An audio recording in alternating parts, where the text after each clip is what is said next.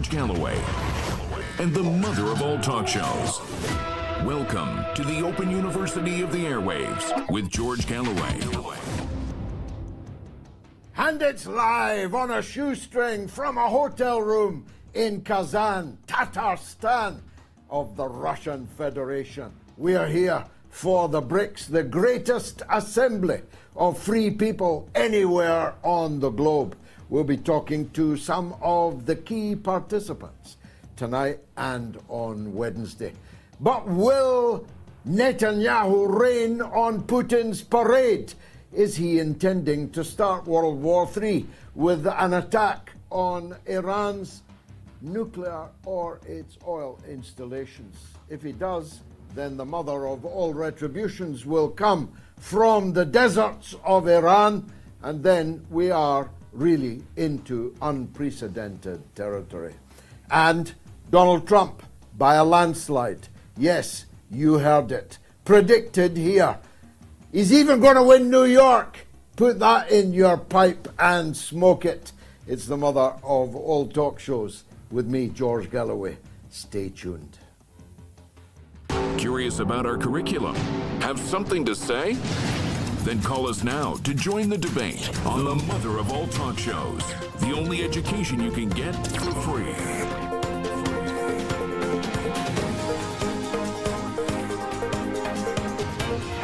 George Galloway, the mother of all talk shows. With George Galloway, the world is our classroom, and you're welcome to sit in and join the seminar. And I'm back in Russia. I haven't been able to come here during the entire 2 years or more of the special military operation known by everybody else as the war. The NATO-Russia war, fought over the dead bodies of poor Ukrainians, hundreds of thousands of them. They have been led like lambs to the slaughter to fight for Joe Biden. Imagine, the great war leader, Joe Biden. You wouldn't send him across the road to buy a loaf and expect him to come back. Never mind come back with the right thing. But that's what they've all been doing. The European leaders have committed economic suicide, creating social fissures inside their own societies that they may never recover from, permanently disabling their own industries and their own economic future, all for Joseph Biden. I keep reminding you of that because I want you to have that picture of this senile, dribbling Alzheimer's patient in your mind when you calibrate what your government has done to you at his demand. I'm back in Russia. I have been coming to Russia for the best part of 50 years, in former times and in the worst of times and now in the best of times. Russia is booming. Its economy is booming. I'm in Kazan. I'm not in Moscow. I'm not in St. Petersburg. I'm in Kazan, Tatarstan, and it's absolutely booming. There's social harmony between the 49% Muslim population and the 49% Christian population. Mixed couples, police officers walking in duos, some of them Tatars, some of them white Russians. There's absolutely nothing here that would tell you that there was a war going on, that you had spent hundreds of billions of dollars of your tax money to break this country up. There is nothing going on in the shopping malls that would tell you that your sanctions have worked. As a matter of fact, as I predicted, in the very first weeks of this conflict, our sanctions on Russia have turned into be the largest, most deadly boomerang ever thrown. It is our economies that are sinking. It is Russia's economy that is booming. And an amazing thing happened. I walked around a very, very big and busy shopping mall, as busy as any you'll find anywhere in the world. And I didn't see a single Western thing on sale. Everybody has substituted their own goods, the local capitalists, have gotten off their backside and entered the market, and where once the toxic McDonald's stood, Russian restaurants now take their place. In fact, the only Western thing that I encountered in my entire day here in Kazan was some Western music on a loop. I'll tell you later, because I'm proud of it. He's Scottish, and he was never off the turntable in the shopping mall. It's an amazing thing. You know, sanctions breed a new spirit amongst those sanctioned.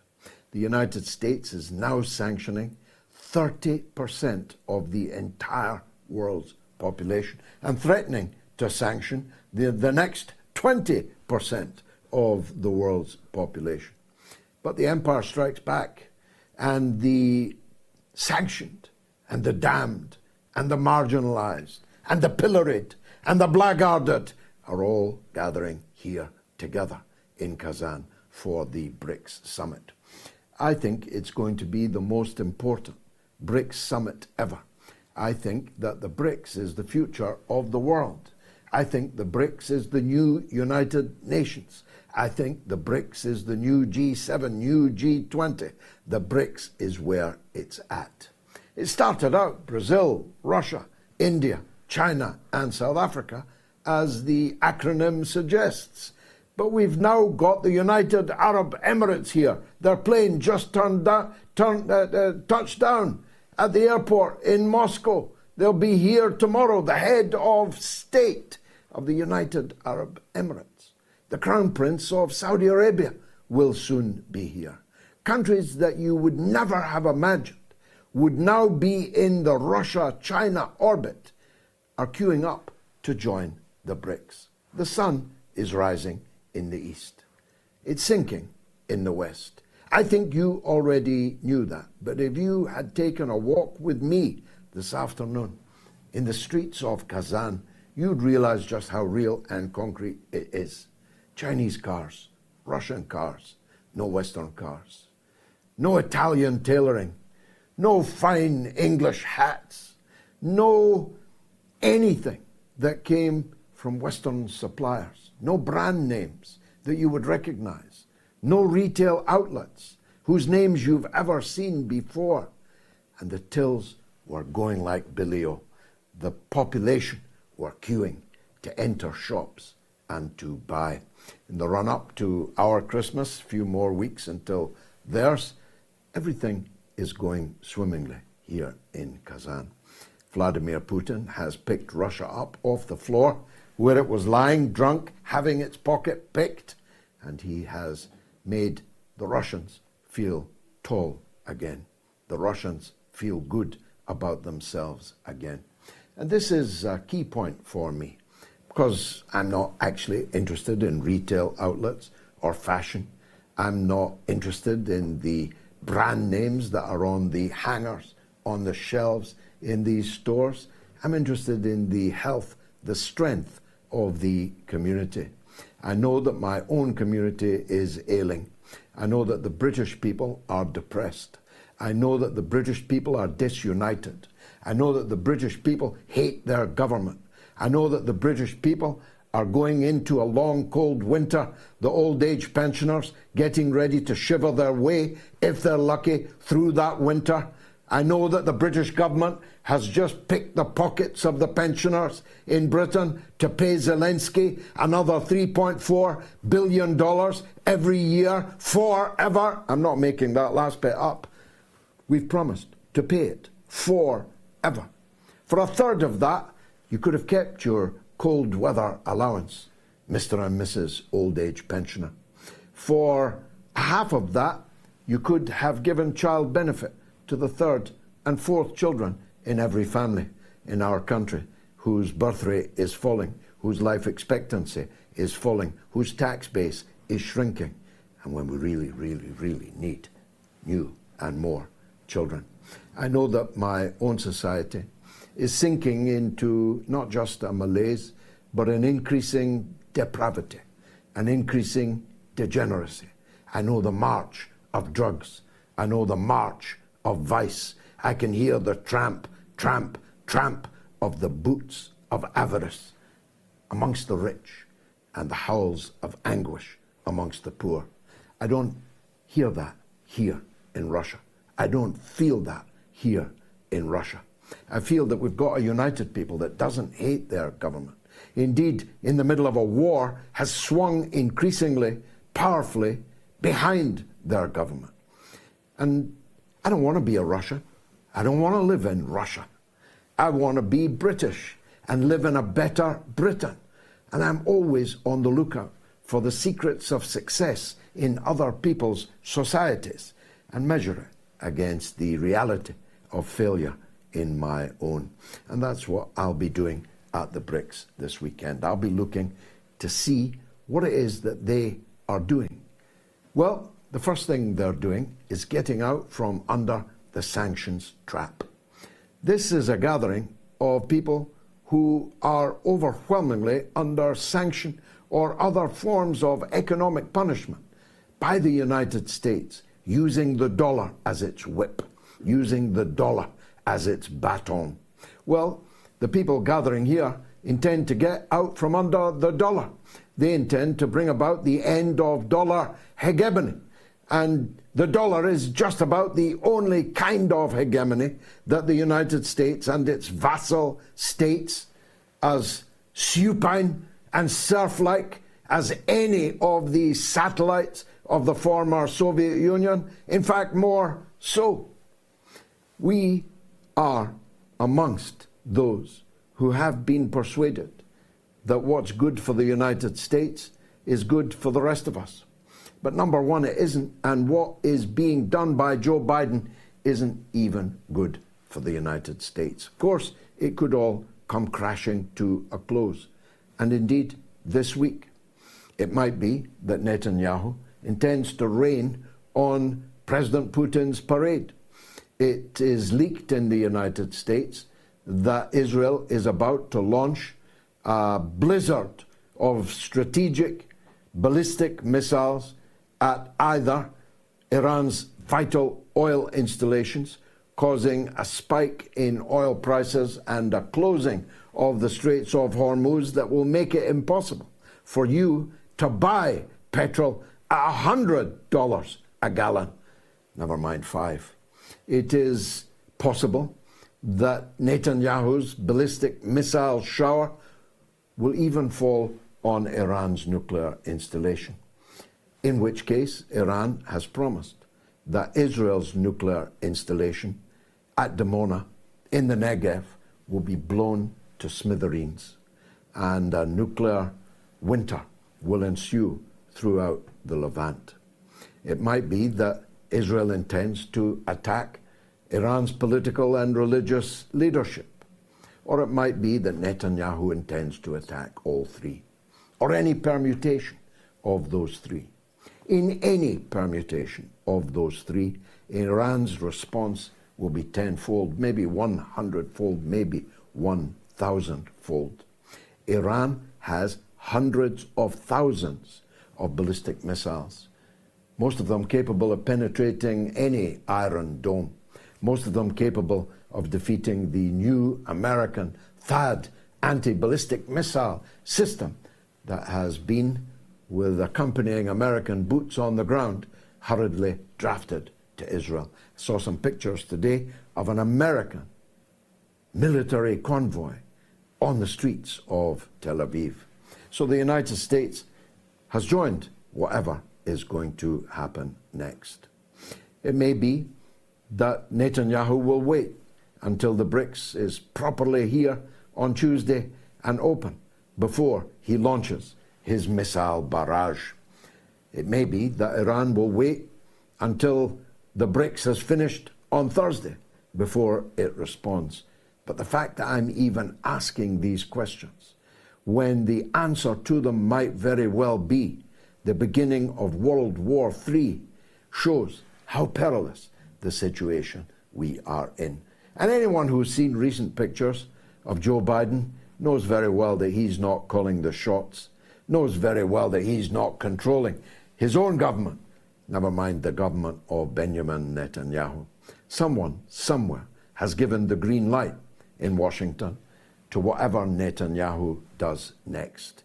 And that could be curtains for all of us.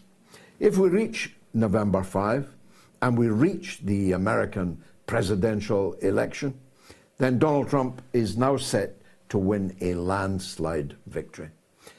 I know that you think that's what I want. Well, I certainly want it more than I want Kamala Harris. I hope that my candidate, Dr. Jill Stein, the Green Party candidate, a friend of mine, breaks the 5% mark.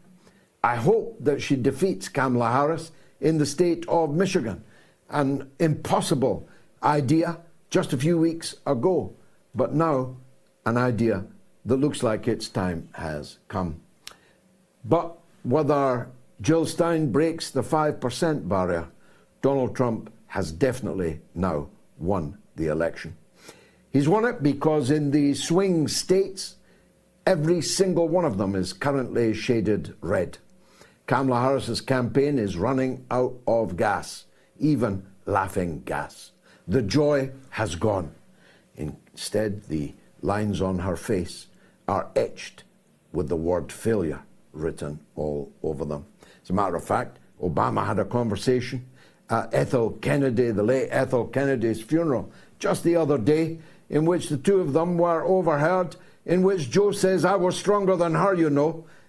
And Barack Obama, who did more than anybody else to edge Joe Biden over the cliff and out of the race, is heard to say, "Yes, you are." That's how bad Kamala Harris is.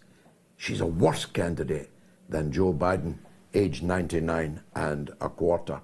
So the truth is, you better get ready for a Donald Trump presidency. Now, I, for one, prefer a Donald Trump presidency to a Kamala Harris one any day of the week. But only for this reason. I believe that Donald Trump will close down the possibility that World War III will break out in Ukraine. Unfortunately, he may not rule out World War III breaking out in the Persian Gulf. He may not rule out World War III breaking out in the South China Sea, in the Straits of Taiwan. But 1 out of 3 will do me for now. Because at this moment in time, any one of these 3 theatres of operation could be the beginning of World War III. The world has never seen anything like this before. You could wake up tomorrow morning and discover that events have set in motion World War III, a nuclear winter, and the end of humanity for all time. We could look like Mars. You'd still hear the wind, but nothing would still be alive. No plant, no animal, and no person.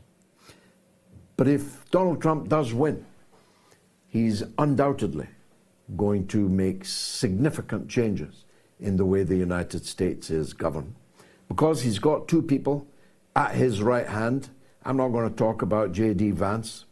I'm going to talk about RFK Jr., and I'm going to talk about Tulsi Gabbard.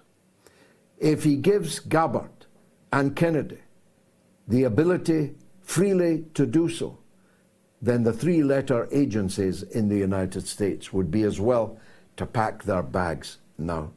I think RFK will want to know who killed his uncle. I think RFK will want to know who killed his father. I don't think RFK is going to allow any redacted files on the Kennedys for very long if Donald Trump becomes the president. I think American foreign policy might just change very significantly indeed. I hope it does, because it's American policy that has put us in the state we are in. I'll be talking to 2 fine Americans on this show tonight and testing their opinions as to what it is that they want to do. I've also got a poll running. Has Israel destroyed Hamas? In the wake of the killing of the second chairman of the political bureau of the Islamic resistance movement Hamas, in just a couple of months, Ismail Haniyeh, now joined by Yahya Sinwar, both of them have been murdered by Israel, but has it made Israel any stronger? Well, they thought that Hezbollah was defeated when they killed Syed Hassan Nasrallah. But in fact, Hezbollah is giving Israel a bloody good hiding on the border between occupied Palestine and Lebanon right this minute. And I don't think the situation will be any different with the Palestinians. I don't know Sinwar. I don't know very much about him. I know he died the death of a warrior. And I know that the decision to release the footage of his killing was as stupid as a decision as the United States release of the photographs of the martyrdom of my leader, Comandante Che Guevara. Che Guevara lives on everywhere, in every part of the world, half a century later. I suspect Sinwar will also grow 10 foot tall as a result of the footage of his killing. He died fighting at the front. When was the last Western leader you knew that went to fight at the front? He died with his boots on, with his kafia around his neck, and with his AK-47 by his side. And by his side was the other half of his arm, which had been blown off in the previous hour. I think that's pretty powerful juju, don't you? You think that will weaken the Palestinian resistance? If you do, you are a fool. But if you're not a fool, you've come to the right place. It's the mother of all talk shows. Stay tuned.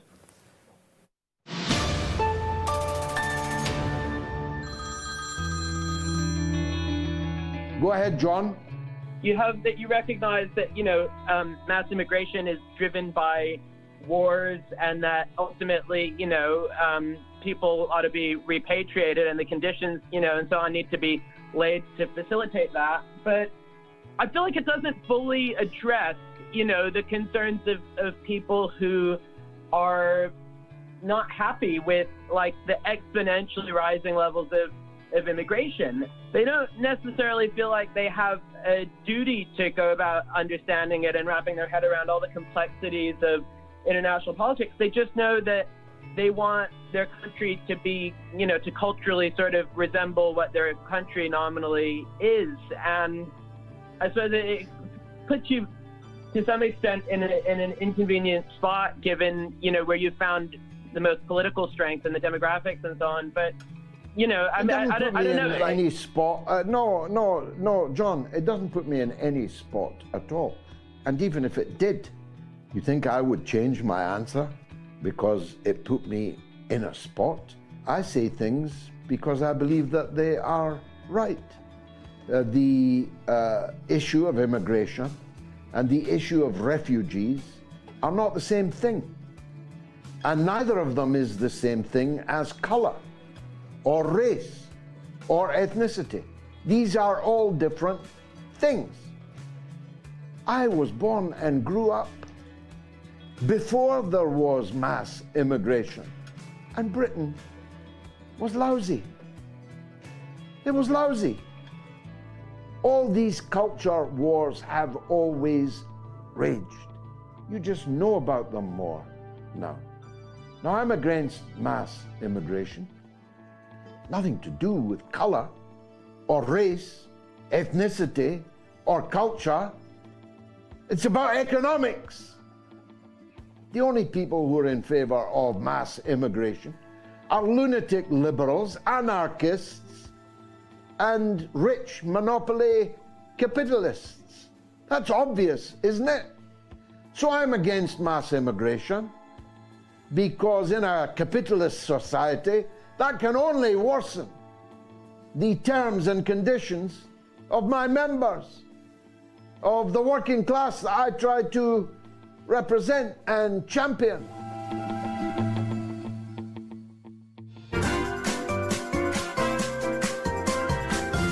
You are listening to the mother of all talk shows with George Galloway.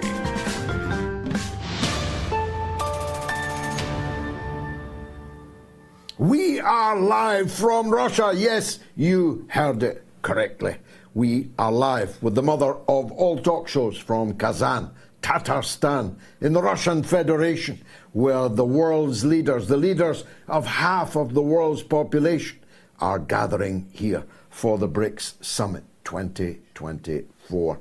We'll be talking about that and much more in the course of the show this evening. But here is our poll. Has Israel destroyed Hamas? Yes or no? You can vote on my Telegram, t.me/George Galloway. You can vote on my X, where the lobby has been busy, but they're such idiots they don't realize that just by changing the vote on Twitter doesn't change the outcome of the entire poll, because you can vote on several portals, you plunkers. And you can vote on the YouTube community poll and on the YouTube stream. 32,252 people have already voted. Have your say. If you want to call the show, it's toll-free in the United States and Canada. It's +1 844 944 3344. It is free of charge in the United Kingdom and Ireland. It's 0808 196 5522. And the worldwide number for those outside of those two areas is 0044 203 966 2625. My first guest this evening is my good old friend, Michael Maloof, former Pentagon advisor, author and reporter who knows a thing or two about war and the preparations for it. And we're meeting in person for the first time right here in a hotel room in Kazan, but no impropriety can be expected from either of us. Michael, welcome. Thank you very much, George. Mother of all talk shows. Let's start with the BRICS Summit itself. I know that Joe and Lai famously said it's too early to say what the final effect of the French Revolution of 1789 would be, but could you predict what the outcome of BRICS 2024 in Kazan might be? I think it's going to be, I think you're going to see a groundswell of popularity here, and that it's catching on. You're going to see a lot of countries already that want to join.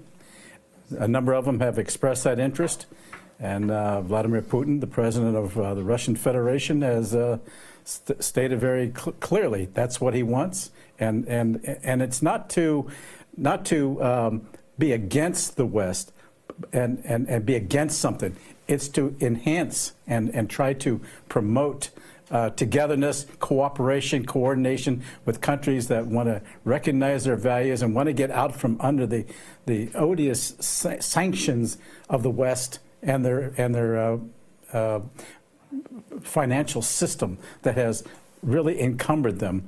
And BRICS seems to be a catalyst for that. And I have to applaud Mr. Putin for this kind of recognition of trying to be more inclusive in the world rather than holding people away, holding people off, as the West has done, and particularly the United States with its hegemony. If you're not, they look upon, the United States looks upon itself as the in charge of the rules-based order, which means that they can not only make the rules but break them at will, and we've seen this constantly in its own decision-making. And the world is saying, you know, we've had enough of this crap. And I think that this is what we're going to be seeing now. Our countries that are going to be, they're going to be seeing challenges to the hegemony of the dollar, the weaponization of the dollar and the Western system, in a way that, and we're already seeing mechanisms now being offered that will be offered at this summit this week. You can see what Russia and China, why they're in BRICS. They have been anathematized, they have been threatened, they've been called actually enemies by both the US government and the UK government. And indeed, both governments are at war with Russia in the Ukraine right now and endlessly preparing for war with others. Ditto Iran. You can see what's in it for Iran. Outlawed, sanctioned since the Islamic Revolution. Never left alone, never given a moment's peace. Regime change operations ongoing all the time. But you couldn't say that for India. You couldn't say that for Brazil. You kind of couldn't say it also for South Africa, and you definitely couldn't say it for the United Arab Emirates. That's right. For Saudi Arabia. Right. There's all kinds of countries now queuing to get into BRICS that weren't outlaws to begin with. That's right. That's the amazing thing, isn't it? Yeah, yes, it is. In fact, U.S. policies over time, with its hegemony, has actually driven Russia and China closer together, and it was against U.S. policy for them to even come together. But it's a sort of a self-defeating prophecy that has occurred here, in which we've actually driven them through our own ineptness in terms of policy formulation. You don't see strategic thinking coming out of the United States any longer. And frankly, if Harris were to win, I know what you just said earlier, but if she were to win, theoretically, she has no strategic vision, and she's dumber than dirt. I mean, the United States and its people would be in a greater problem than it is right now. And not to mention that what Biden has done has already been very disastrous, because Trump had kept us out of war for 4 years. And I'm hoping that he does get elected or reelected and try to change things. But things have moved along so much since he was president last. It's going to be incredible challenge for him to try and undo the damage to the world that has happened already with what the Biden and Harris administration have done. What you just said there, I mean, we're both old enough to remember, Nixon and Kissinger went to China precisely to divide the then Soviet Union and China. That's right. It was an article of faith of American policy to keep China and Russia as far apart as possible. That's right. Subsequent presidents with less sense have done everything that they could to make Russia and China effectively one place. They have. And we see this all the time, because it has been the neocons, the neoconservatives in the United States that has pushed this containment concept. Whether they're in both parties, both the Republican and Democrat parties, and they play both ends. And Israel is part of the foundation of that neoconservative mindset, like the Wolfowitzes, the Richard Pearls of that constituted the neoconservatives in the United States. That containment, and we saw it with Victoria Nuland. Yeah. Oh, what a disaster! Like a bad penny, she turns up everywhere. Everywhere, and you know, she's been in both administrations. I mean, she is one of the authors of the Ukraine crisis that led to the coup in 2014. Sure. She and then Vice President Joe Biden. Yeah. Now, you're a former Pentagon official, as I said. So let's turn to the military political events that may very well. I mean, we could leave this show tonight and it started. I hope not. It's been leaked in Washington, whether deliberately or not.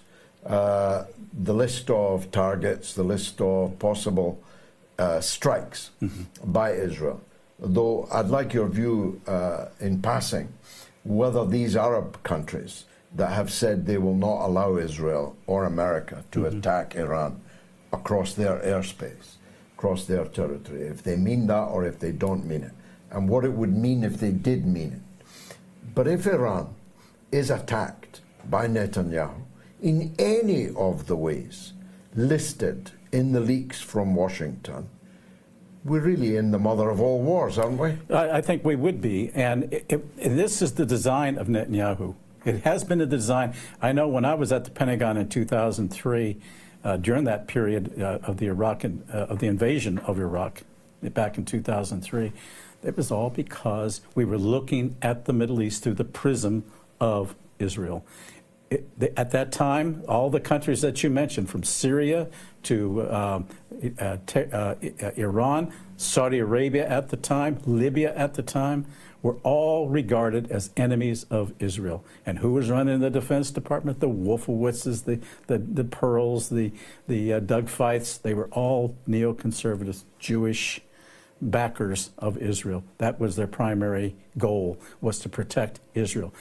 In fact, it was because of the insistence of Netanyahu that we went into Iraq in the first place, against all advice. I mean, I was one of the very few who said, no, there is no weapons of mass destruction. I had no clue at the time that there was this ulterior motive.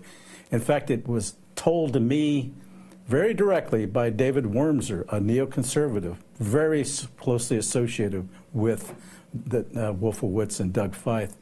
And we were working a special project looking for terrorists at the time that's associated with Iraq. He said, here's our plan. It's to go into Baghdad, overthrow Baghdad, then use that as a hub for the United States then to invade, to have regime change, if you will, in Iran, Syria, Libya, Saudi Arabia. At that time, Saudi Arabia and Saddam Hussein were fairly close with one another through their intel channels. And this was the grand design. And this still is what they are hoping to do, having Israel now continue that policy to this day.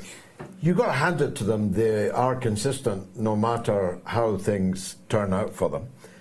One disaster after another, yeah. But the same people are still pushing for the same thing. That's correct. I mean, it has been a disaster.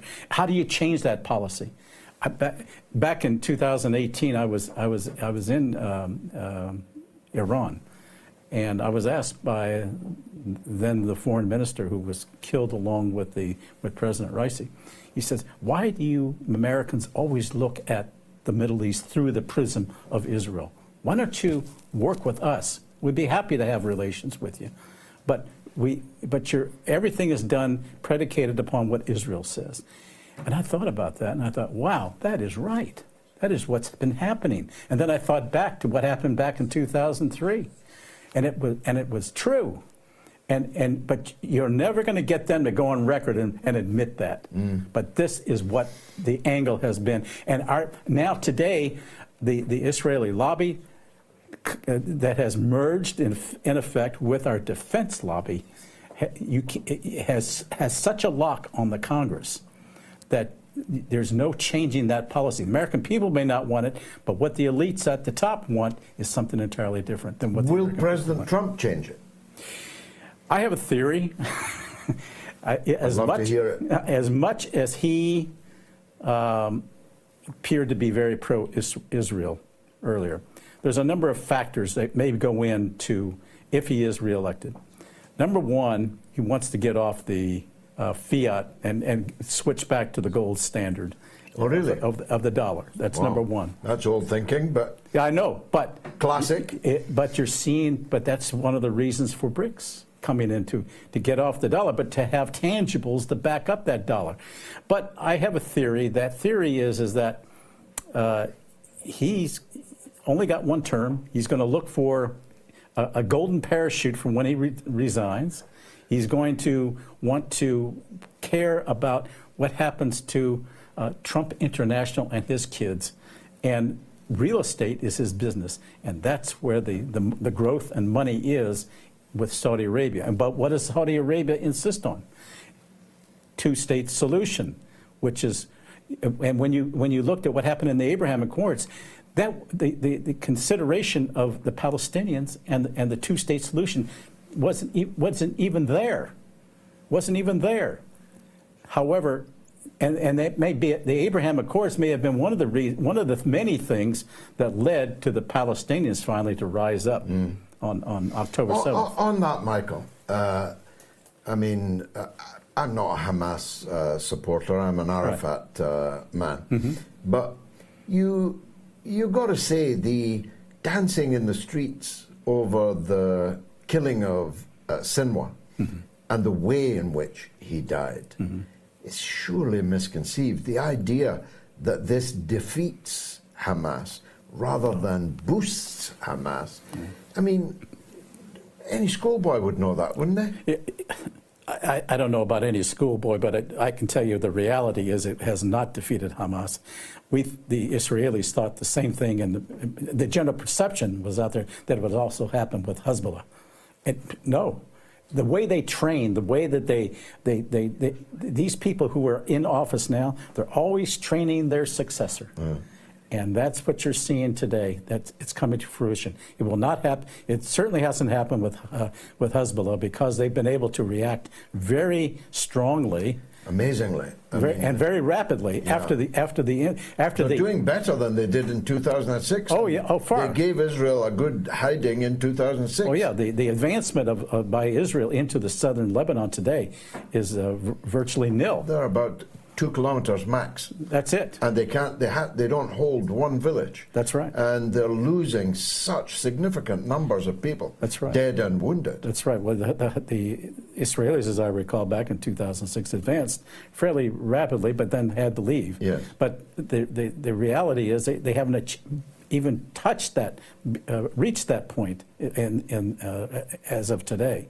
And it's getting worse because now they're fighting on the ground, and Hezbollah is very strong on the ground.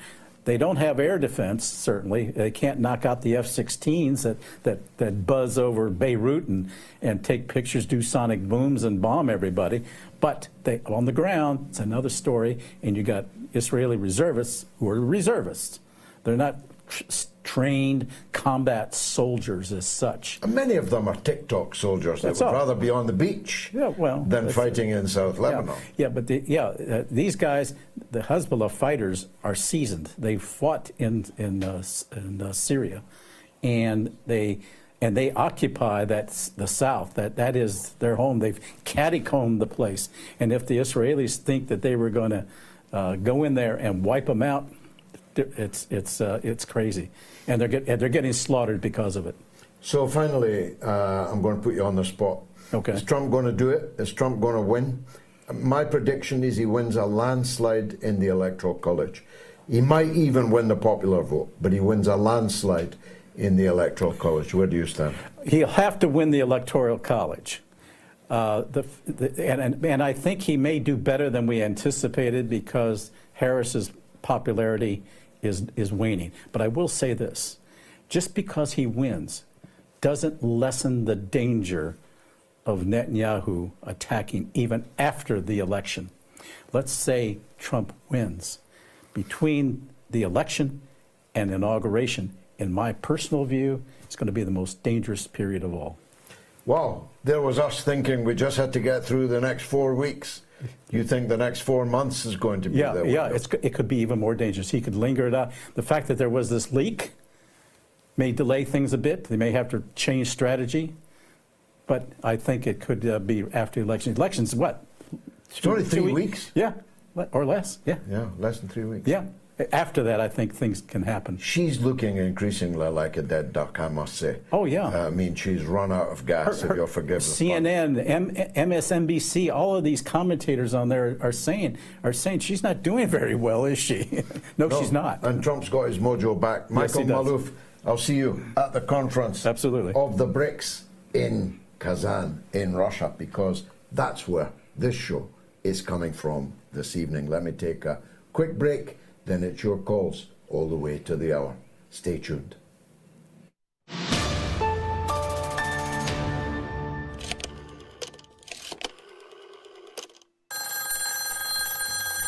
Let's take a call from Ontario, where someone wants to fight with me.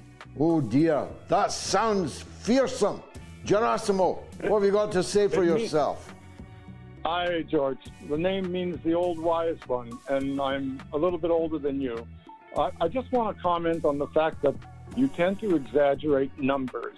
For example, you said that 100 million indigenous people were killed in North America. Maybe you meant North America and No, South I didn't. America. No, stop. If you're going to upbraid me, you're going to have to quote me correctly.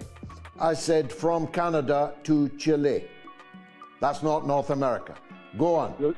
The figure by David Smith from the University of Houston is that the maximum amount of people that were killed due to disease and colonial settler fascism was 65 million people, not 100 million people. You say 65 million. I say 98 million. I have my sources. You've got yours. 65 million's one hell of a lot of people killed by colonialism in the Americas. Can we agree on that? Oh, absolutely. It's awful. And it continues to this day with this horrible fascist, psychopathic regime in Israel. This is beyond imagination. Netanyahu is a psychopath. And I'm a retired psychiatrist, and I would know what a psychopath is. And he is a psychopath. And the whole Israeli nation is sick with Now, don't exaggerate, Gerasimo. That's the very sin you accuse me of. No, look, it was once said of me that I cannot see a sparrow without hailing it as an eagle. I cannot look at a blackbird without denouncing it as a vulture. I'll accept that I can sometimes get a bit carried away and be the opposite of economical with the actuality. That's true. But do you realize that you came on here to say that only 65 million people were killed by colonialism in the Americas amongst the indigenous, whereas I claim it's 98? Many people would think you were quibbling, Gerasimo.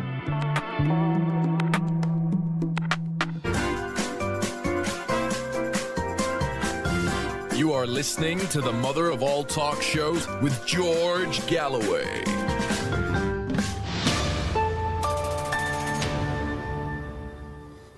So the poll is, has Israel destroyed Hamas? Here are the results so far.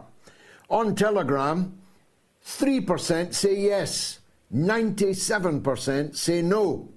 On the YouTube community poll, 6% say yes, 94% say no. On the YouTube stream, 5% say yes, 95% say no. But on Twitter, 57% say yes and 43% say no. That tells you two things about Israel's supporters. First of all, there are only a dead strength of 5,000 people on Twitter. With 5,000 votes, they have achieved 57% in the favor of the plainly ludicrous proposition that Israel has defeated Hamas. Even Israel doesn't claim to have defeated Hamas, but 5,000 of their goons on Twitter say yes. The second thing it tells you is that they're particularly stupid, because they mobilized their 5,000 to vote on Twitter, not realizing that most people vote on Telegram, on the YouTube community poll, and on the YouTube stream. So thanks for watching, and thanks for voting. The mother of all talk shows poll: has Israel destroyed Hamas?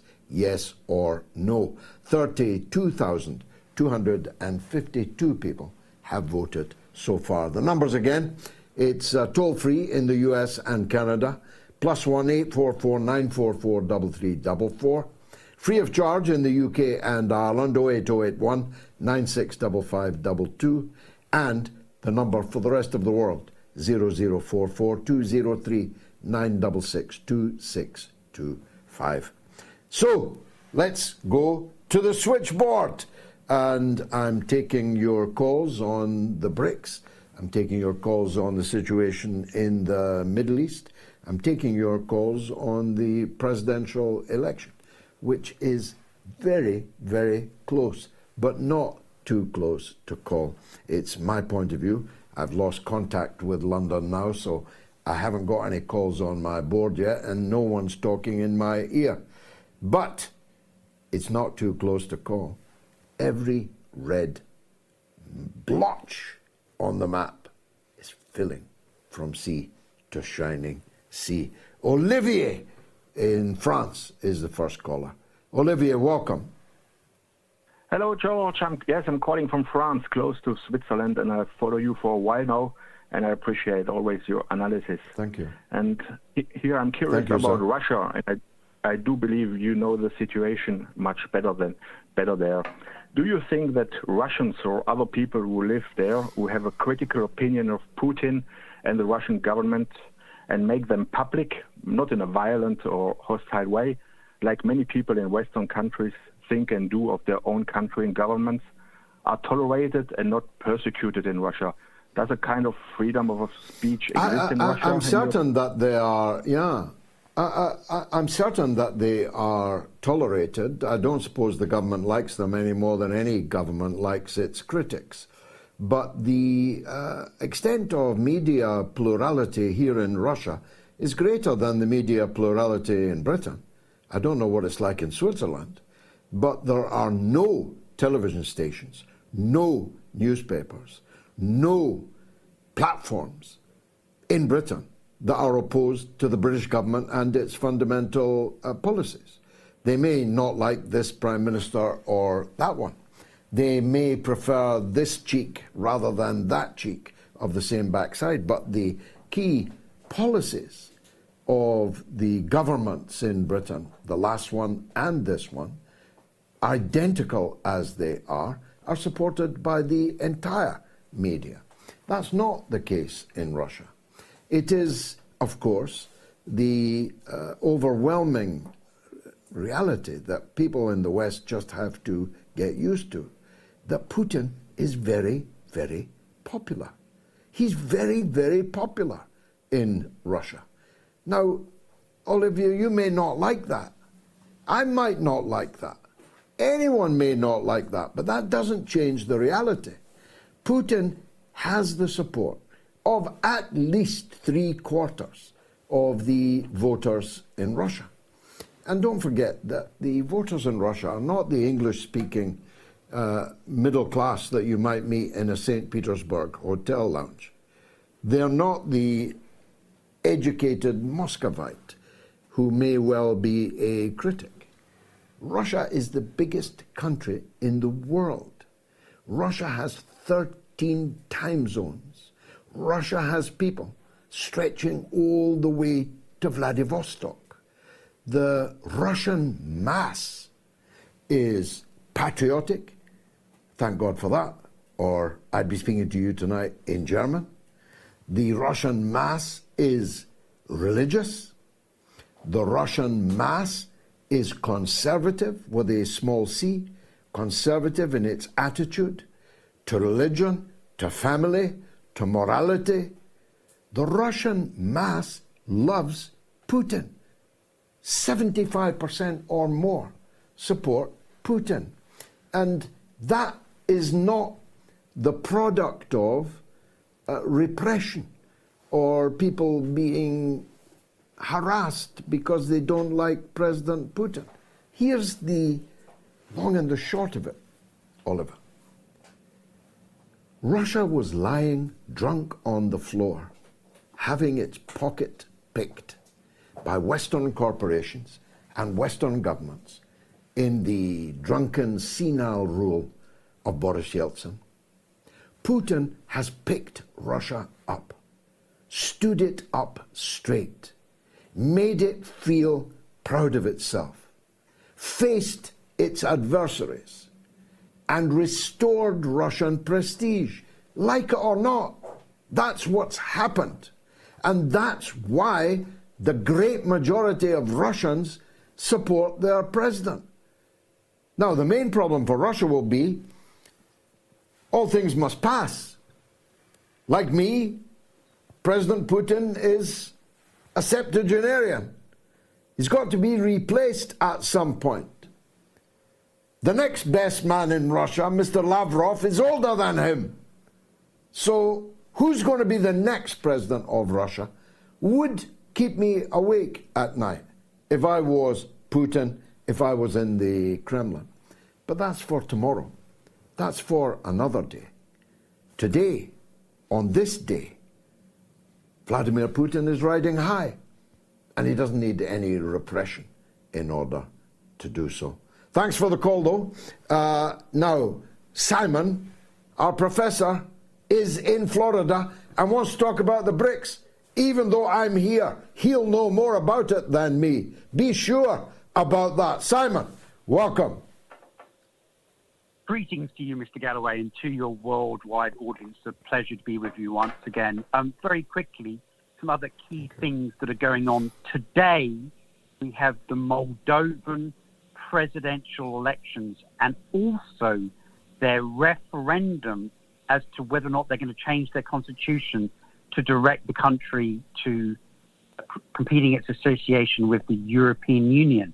And that is a distinct choice from instead looking east and, of course, joining BRICS. But as one might suspect with the European Union, there does appear to be a good degree not only of foreign interference coming from them, whilst they're, of course, alleging that it's the Russians doing it, but they've hatched a scheme whereby, despite there being somewhere between 300,000 and 500,000 Moldovans resident in Russia who are all entitled to vote in the referendum, they've only sent 10,000 ballots to the polling station, which they've restricted to Moscow.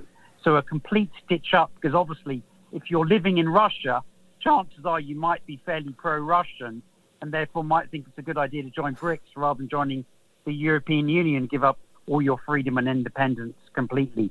So nice to see that democracy is being fully embraced as one of the alive European and values. well, alive and well in Moldova. If you believe that, I've got a bridge here in Kazan. I could sell you. The next thing that's happening, and this is another country that's keen to join BRICS, who've just had a very successful meeting with the Shanghai Cooperation Organization in Islamabad, and also the state visit by the Chinese Premier Minister Li Qiang, who announced the China-Pakistan Economic Corridor 2.0 being launched.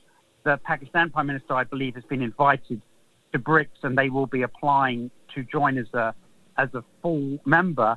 But on the less so positive side, that may have implications for the freedom of your good friend Imran Khan, is right now, today, so this is very timely news that I'm bringing you, they've been voting clause by clause, first in the Pakistan Senate, as to whether or not they're going to do the constitutional amendments that will really gut the judicial oversight and protection that's been the only thing stopping the full imposition of martial law in Pakistan. So by the time you next do your Sunday show, then we'll obviously know the ramifications of those clause-by-clause votes. But at the same time as those two things have been going on, the Israelis have been talking in their media today about whether or not they should be focused more on Iran or whether or not they should be focused more on the Houthis. And it certainly seems that there's a lot of indications they're going to start launching targeted assassinations, as they like to call them, on the leadership of the Houthis. And indeed, Mr. Abdul Malik al-Houthi gave a very, very detailed 1-hour speech on Thursday, as he does weekly. But in this case, it was so significant that I turned it into a 1-hour rebroadcast, having got the transcript in Arabic so that it's in clear, well enunciated English for your international audience. And that's today gone up on my website, weaponisednews.com, because in it, he focused on the concept of Greater Israel, explained how it's intended to go from the Nile to the Euphrates, and warned all the other neighboring countries that aren't doing as much as they might, such as Egypt, Saudi Arabia, Iraq, Jordan, and Syria, that they're next on the chopping block. And this has gone beyond some kind of biblical concept and is now being actioned. And he really calls them to arms and says, if you don't stand together now, you're going to fall one by one. That's drawn a lot of attention. Well, that is, of course, thank you, Professor Simon, for that. That is, of course, the frequently enunciated lesson that Colonel Gaddafi gave to the other Arab leaders. He told them that, why are you laughing at the hanging of Saddam Hussein? They will hang you next. And of course, they did hang. In fact, brutally tortured, sodomized, and murdered the very same Colonel Gaddafi on this day. This is the anniversary of Barack Obama's biggest mistake, he now calls it. Some mistake, Barack. Black people in Libya are now worth $400 in the slave markets of the Libya that you freed. Stay tuned. There's another hour of this on its way, because it is the mother of all talk shows.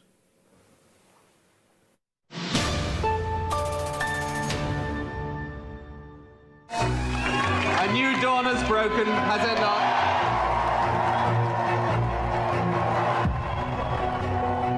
He had that Clinton thing. His eyes were round and big and smiley, and he was very charming. He became this incredible pop idol kind of prime minister. I think most people who have dealt with me think I'm a pretty straight sort of guy, and I am. New Labour was backed by the most powerful media interests because they realised he was representing them. He was caught red-handed trading policy in return for hard cash from a businessman. America has no truer friend than Great Britain. Both Bush as well as Tony Blair are now wanting to plunge the world into a holocaust. JP Morgan paid him off for the Iraq war. The man is a war criminal. Is Tony Blair a war criminal? In my opinion, yes. Most definitely. The pursuit of money has become the dominant theme in your life. All these relationships are, in most people's estimation, corrupt relationships. No previous Labour Prime Minister has behaved in this shameful, money-grubbing way. How do you sleep at night? You know, it's that. It's as a person.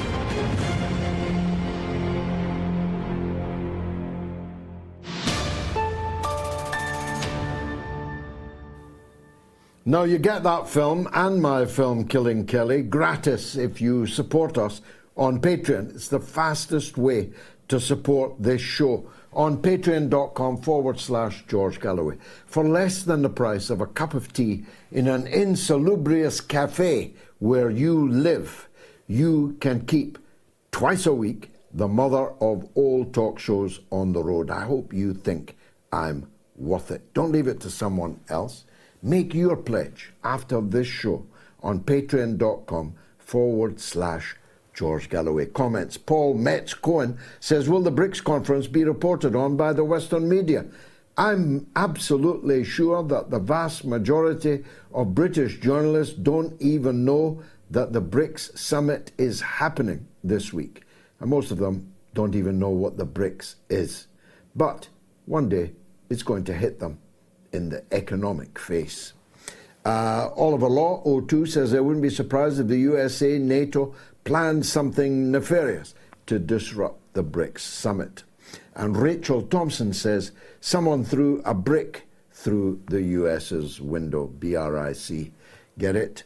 Well, our own Texas Rose was briefly banished by the tyranny of big tech. But we and all her friends around the world rallied the public in her support, and she was reinstated. And I'm particularly glad to welcome back to the mother of all talk shows, our very own Rachel Blevins. Rachel, it's a joy to see you re-established in the places that sought to banish you, but in truth, you've never gone away. It's always possible to follow your work, and my goodness, it's increasingly important to do so. How are you, and how did you pull it off to get back on YouTube? Well, thank you, George. I'm happy to be here back on this show, and yes, also back on YouTube. It was interesting. I know YouTube kind of goes through these phases. Will purge multiple different accounts. I was seeing that in recent weeks. We had, Mark Sloboda, DD Geopolitics, Professor Glenn Deason, all of these commentators who specifically talk about Ukraine and also Russia and who don't buy the Western narrative on it. They were having their pages wiped off of YouTube. And I was getting targeted with YouTube taking down 4 videos on my channel, claiming that they all had hate speech in them. Now, obviously, I go and I look at these videos. I'm wondering, okay, if you're saying that there's hate speech, then what does that mean? Is that in any of these videos? I still don't believe that it was. I did think it was notable that all of those videos, though, were also about Ukraine and Russia. Russia. So even as we're in this time right now where there is so much going on in the world, I mean, we're keeping an eye on the Middle East, wondering when Israel is going to attack Iran, if that leads to World War III, you still have YouTube over here going after the quote-unquote misinformation and hate speech it claims that it's finding on Ukraine. So my channel was taken down completely on a Sunday, and the first thing I do is I go to X, I post about it, and people like yourself were raising the rallying cry, calling out YouTube all around. And I have never seen such a show of support, so many people reaching out to me saying that they were contacting YouTube. And then by Tuesday afternoon, I get this email from YouTube saying, hey, basically are bad in a way, although they don't really come out and say that, but they say, we understand that your channel is very important to you and your audience, and we have chosen to reinstate it. However, they did include a warning on it, which, yes, they did still. So I do still have a warning on my channel claiming that they did still find hate speech in those 4 videos that were about Ukraine and Russia. So something to kind of keep an eye on. I'm still being careful with the videos that I post there. But of course, as you were noting, there are plenty of places on the internet to be able to post content. And so every alternative platform, I am there. I'm still posting the same content. I haven't changed anything about what I'm saying or speaking out about, or, you know, what issues I'm covering. It's just we're kind of treading lightly on the YouTube for a little bit until they finally take that warning off my account. Well, look, if it's any consolation, the day will come, and because you're young, you definitely will see it, when everyone will be claiming that they took your point of view on the NATO-Russia war in Ukraine. If I tell you that when I was the leading force opposing the British and American invasion of Iraq, it was quite a lonely wicket. It was a source of quite some considerable career damage, even physical health damage, damage to one's status and standing. One was treated as bad or mad or both. But within a couple of years, certainly within 5 years, you could not find anybody who would continue to say that the Anglo-American invasion of Iraq had been a good idea. And within 5 years, I would turn up for university debates on the subject when no speaker for the other side could be found. And the same will be true of this Russia-Ukraine NATO business. And it may come very quickly, Rachel, because if I'm right and Donald Trump wins the election in just 3 weeks, less than 3 weeks from now, he will stop the Ukraine war. At least he'll stop America's endless and very, very expensive support for the Zelensky regime. He'll pull the plug on the whole operation, and by the time February comes and the inauguration, it might very well be that this war is over. What's your take? Oh, I may be a bit more cynical than you, and I do appreciate you bringing up the history there. I know that, you know, you have quite the legacy of being on the right side of history and standing up for the people. And it's crazy to think now, you're right, that people were ever back there cheering for the Iraq war, cheering for the killing of over 1 million Iraqis.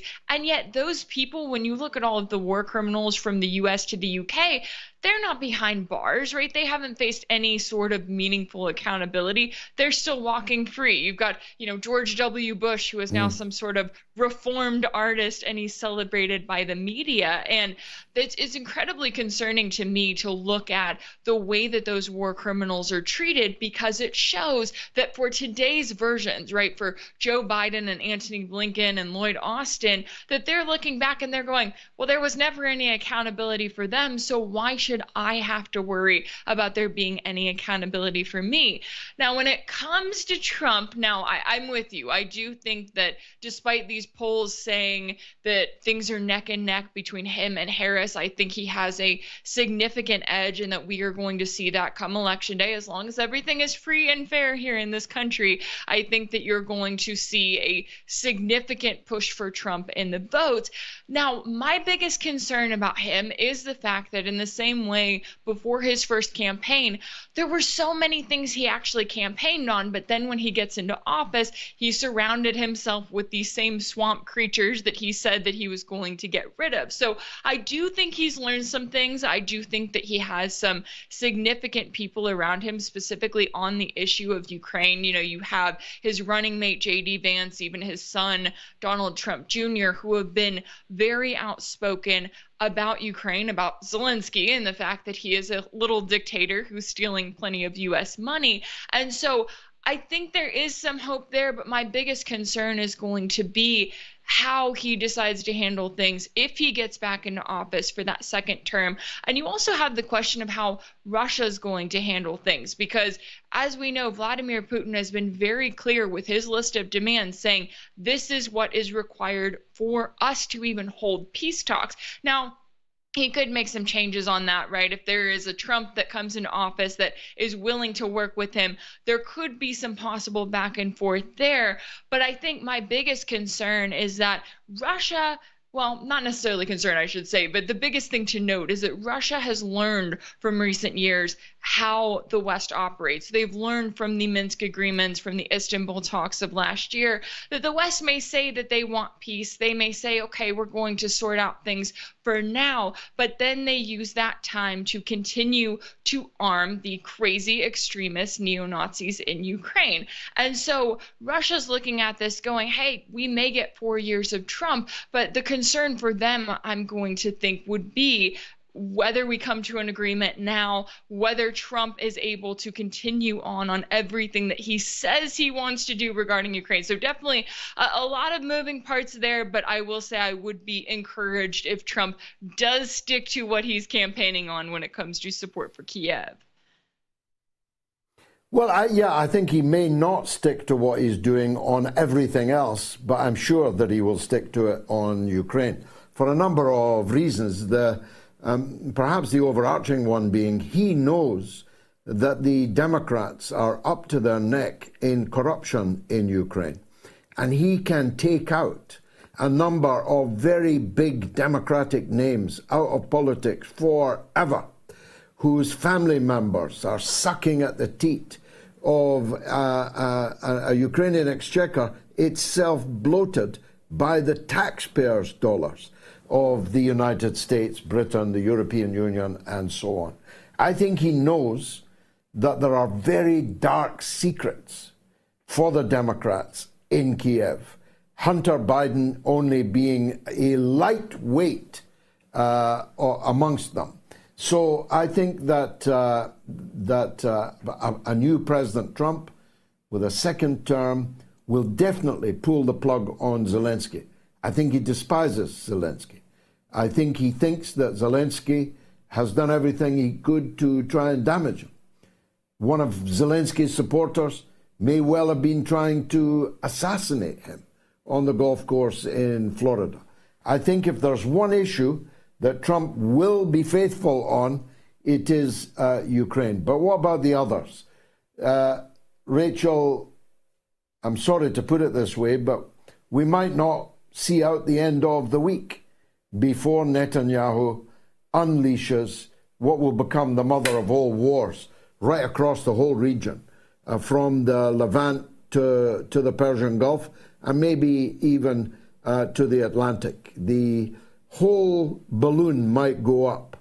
If these leaks from Washington are correct, then Netanyahu has been given a green light by Washington to do whatever it is he wants to do. Oh, absolutely. And it is extremely concerning. I was actually looking at those classified documents that were leaked earlier. And the most fascinating part to me is that the U.S. has presented these documents as if saying, hey, we kind of took a look at Israel. This is what it looks like they're poised to do based on all of their military setup. This is where things are pointed when it comes to Iran. And according to reports, you got these documents marked so that they are only supposed to be seen by other Five Eyes Intelligence Alliance members. So this is the U.S. giving their friends kind of a heads up of this is what Israel is going to do when it comes to Iran.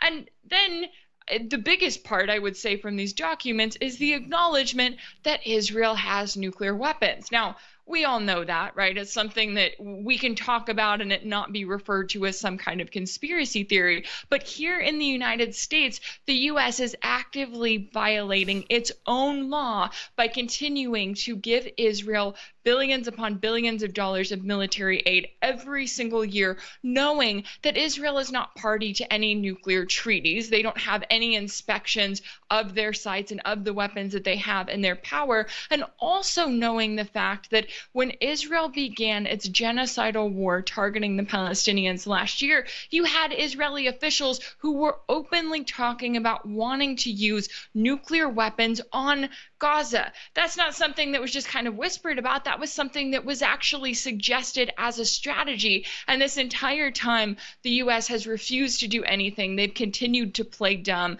They know exactly what is at stake. If Israel does choose to attack Iran, Iran then chooses to retaliate once again, because we have to remember that even though the mainstream media is claiming, oh, Israel is just planning its retaliatory attack, the reality is that Iran's last attack, that was legitimate retaliation. Now you have Israel escalating things once again. And the fact that the U.S. refuses to rein them in whatsoever is a reminder that the U.S. is not only enabling this genocidal war that is now expanding into a regional war, but they have been complicit in every single crime. And for every time that the U.S. refuses to speak out, it's a reminder that they approve of everything Israel's doing. And I think that that's something that needs to be in the minds of every individual in the West as they are watching their governments really start World War III, at least in this part of the world. Rachel Blevins, still in fighting fine form. It's wonderful to see you again. Everyone needs to follow Rachel Blevins on all platforms. Don't take the risk of her being closed down on just one or two of them. Now, after a short break, because my sound has gone haywire in my ear, we'll be on to telephone calls right up until a very special person will be telling us what's rattling on social media. Stay tuned.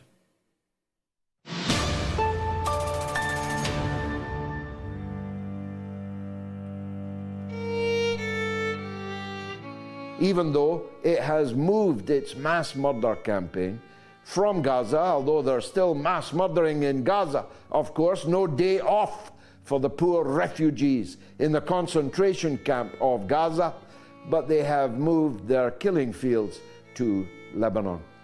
Lebanon, a sovereign country. Lebanon, a member of the United Nations.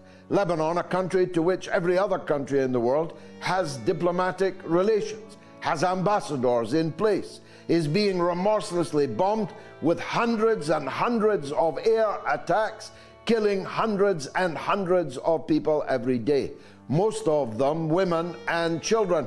Was it ever thus? As I said the other night, put the letter H in front of any Arab child and you can slaughter them with impunity. Houthis, Hamas, Hezbollah, they all look the same.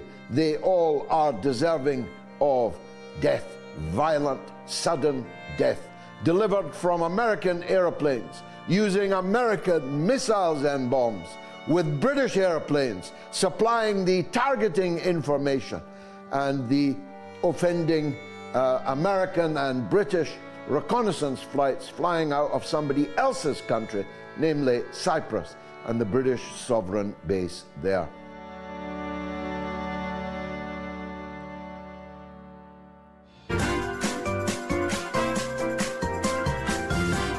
are listening to the mother of all talk shows with George Galloway.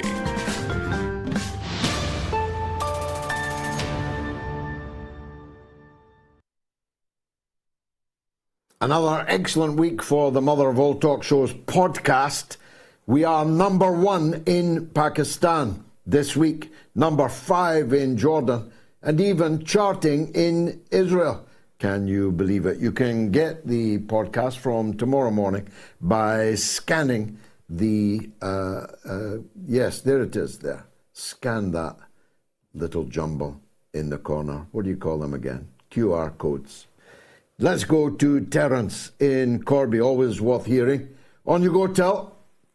Thanks very much, Mr. Galloway. Your introduction has enthused me with academic, theoretic, and every other possibility for Russia. When you were saying it about the local people working, bringing their wares to the market, not a sign of the Adidases, the Zionists, nothing like that, all working together. I'm reading my book by Louis Fisher, on Lenin, the great thinker, who gave his life, his cerebral life and his blood for Russia, and put it where he was. Yes, they went through the doldrums, and if Mr. Putin is doing half of what you suggest, and the people are getting back involved, I feel buzzed up. You know, the theory and the practice seems to be coming together now. So I was me too. Yeah, I was really buzzed up with the introduction, and I can see the artisans coming, and I can see the farmers bringing their stuff and trading in a socialist country with the use of money, but getting a free crack for that traders. That was the big lemon for Vladimir Ilyich Ulyanov. You know, how do we combine capitalism and socialism? It now seems to be working, coming to fruition. If half of what you say is right, please let's get the BRICS going, you know. Well, I want to make it clear that Russia is definitely not a socialist country. I would recognize that if I saw it. China is the one that is doing what ought to have been done from the start. You and I both know there are some things that are too important to the people, the nation, the country, to be left to the private sector, and there are some things too specialized that are too important to people's ordinary lives to be given over to the state, as I always put it.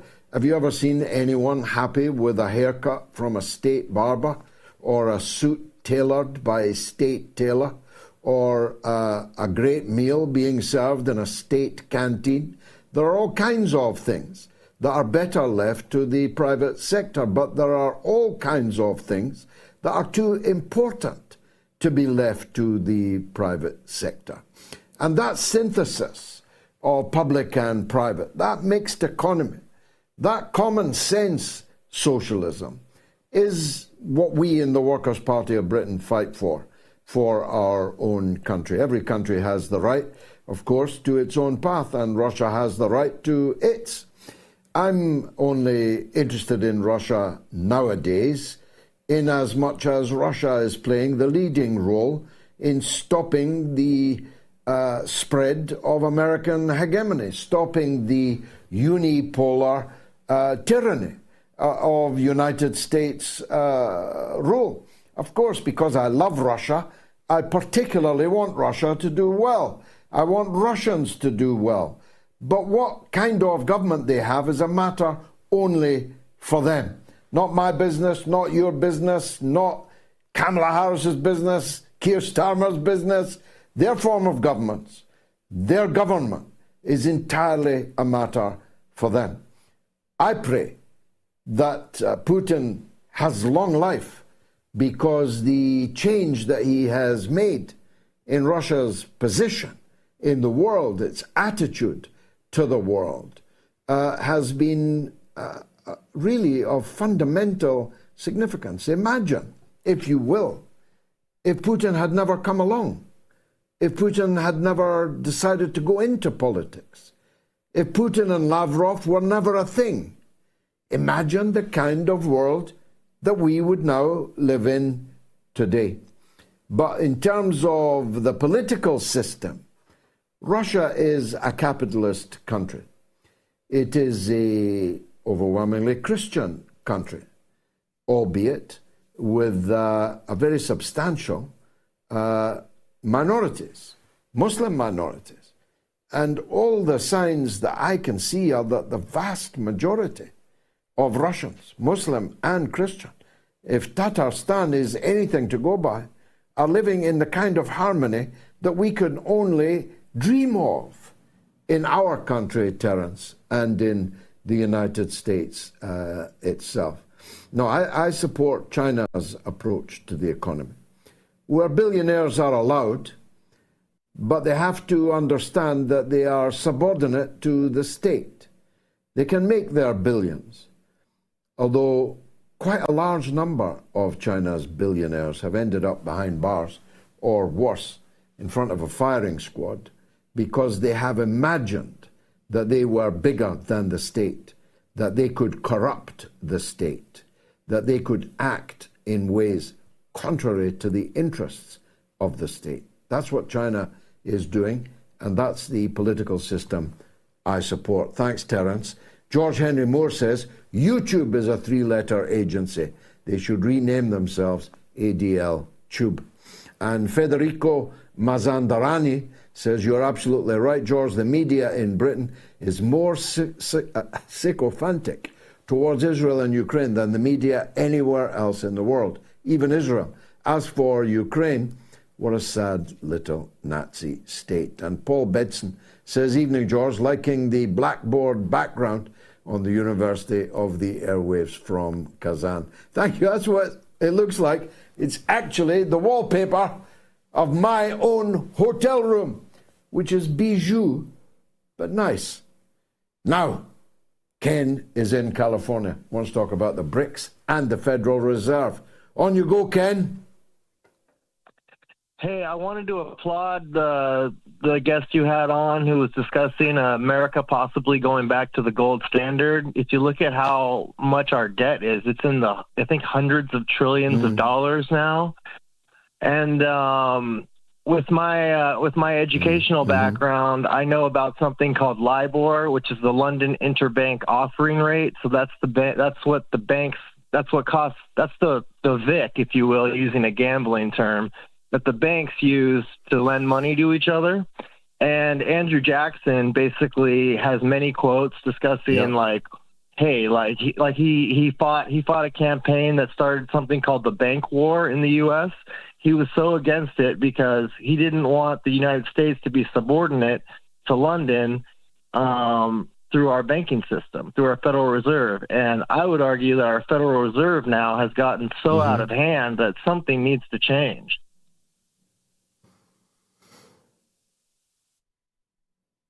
Well, it's your country. You need to take it back. It seems to me that all kinds of parasites are feasting on the American public, including your banks, including your big corporations, including the military-industrial security coalition, which has effectively taken over the state. You've been subject to state capture by the this complex of military and security interests. And the foreign states that are completely distorting your actions in the world are equally parasiting on you. They are damaging you.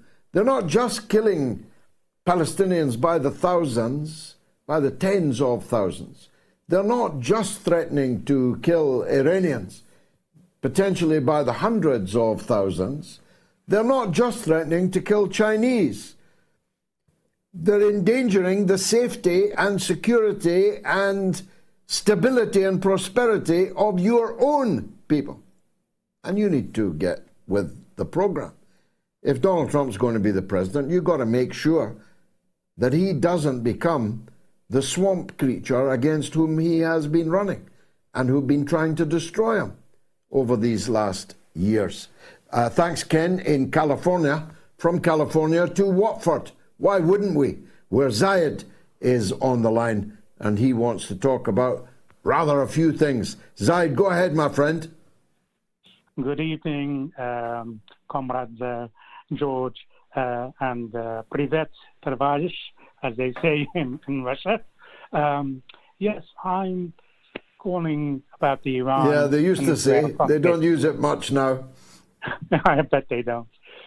Now, as somebody who's had the unfortunate experience of being bombed by both Iran and Israel when I was growing up in the 80s in Iraq, during the Iran-Iraq war, I don't trust both sides because both the Iranians and the Israelis are currently ruled by fanatic Messianic extremists who want to bring about a religious war to bring back the Messiah, and the Iranians call the Mahdi. Now, here's an absurd scenario, which I hope, since you're in Russia, that maybe you can raise with your Russian hosts. Now, because of the war in Ukraine and the NATO threats to Russia, Russia has adopted the dead hand system, where if the nuclear command headquarters in Moscow was to be struck with a nuclear strike and destroyed, all the satellite bases upon losing contact with the command control will automatically set to launch their nuclear missiles. That's all NATO and America. So the absurd scenario that I'm thinking of is, as you know, this is a war between Israel and the Iranian regime, not Iran as such. So there could be the possibility that even the Americans and Israelis haven't considered, where the Iranian regime, in fighting for its life, could launch its a nuclear hypersonic missile at the Russian nuclear command center, taking it out in order to trigger basically the Iranian version of the Samson option, i.e. if they go down, they're taking everyone else with them. And whereas, you know, and I can't think of, this is a dilemma, because what do the Russians do? Do they disable their dead hand policy system? Then they'll be vulnerable to the preemptive NATO strike. And it's something that the Russians would, and certainly the Americans would not I've had enough. I've had enough, Zaid. Zaid, I've had enough. I've had enough. If my auntie had balls, she'd be my uncle. You have just posited a hypothesis that Iran would launch a nuclear weapon, which they don't have, at Russia, their number one ally, in order that Russia's dead man's trigger would bring about the end of the world. Frankly, that is so unhinged, so deranged, that you have been too badly damaged by your experience in the 1980s in the Iran-Iraq war for you to be a credible hypothesist on a global university of the airwaves like this. Gagster Guide says, on this day, 80 years ago, the Red Army liberated Belgrade. Well, there's two things to say about that. I told you about the anniversary of Gaddafi's murder. We came, we saw, he died, she laughed, Hillary Clinton. But today was a red letter day in the liberation of Belgrade. And the Red Army played a very significant role in that liberation, but not the main role. It is important never to forget that the partisans in Yugoslavia had largely liberated their country themselves, the only occupied country so to do. I'm not just talking about the communist partisans under Tito, but the other monarchist partisans also. The partisan armies of Yugoslavia largely liberated their own country.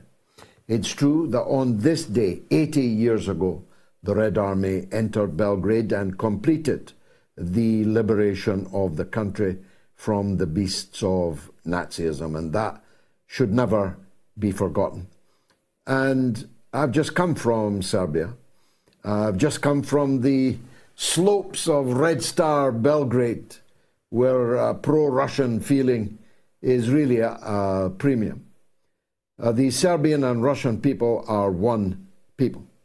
They have so much in common, historically, culturally, theologically, religiously, and in relation to NATO, that they should have an indissoluble unity between them. And I note that the president of Serbia announced today that he had a telephone call, significant one on this significant day, with President Putin in Moscow. That's good. I'm very happy to hear it. But I was very surprised to hear the president of Serbia say that it is the first telephone conversation he has had with President Putin for 2.5 years. I simply can't fathom why that should be so. But the president of Serbia said it, so it must be true. I very much hope that the relations between both governments will remain warm and cordial.